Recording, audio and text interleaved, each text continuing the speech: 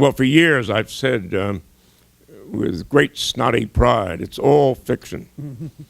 That is, That's what James Fry said, too. it doesn't matter. There's no such thing as nonfiction. It's all fiction. The most scrupulous biography, the most devoted history filled with research is immensely inaccurate.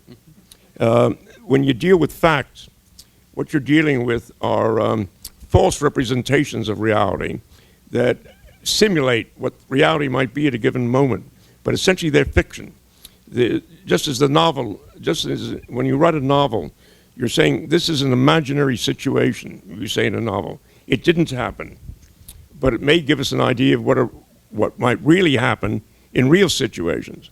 I've often felt that fiction itself offers a closer approach to our understanding of existence than nonfiction. Because in nonfiction, we're always buried in facts that we rely on, that we learn later, almost without exception, or can be revised. Right.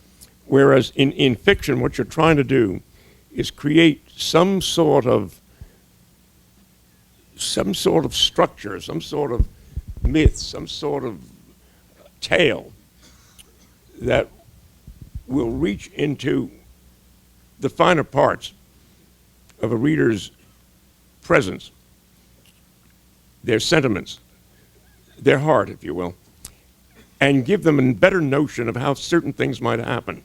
So it isn't that they read the fiction and say that's reality. It's that they're given a notion, they're given a model of reality. And this model of reality can be helpful in other situations. In that sense, if this isn't too tricky a remark, every novel is an hypothesis. It says, in a very good novel, these are good novels I'm only speaking about, but in a good novel is always saying, this is my hypothesis about this kind of reality. And as an hypothesis, you keep it in mind and you see whether the evidence of your own life confirms it or refutes it. Whereas in nonfiction, if it's good nonfiction, I won't speak of bad nonfiction, which is programmatic and is trying to convince you of something on too narrow a base and with too ugly a set of intentions. But good nonfiction, the best nonfiction, nonetheless is dealing with facts that are unreliable. And it offers the false notion that one's dealing with the truth, which gets in the way very much when you discover it isn't quite the truth. Whereas in fiction, you don't have that tension. Is this true or not?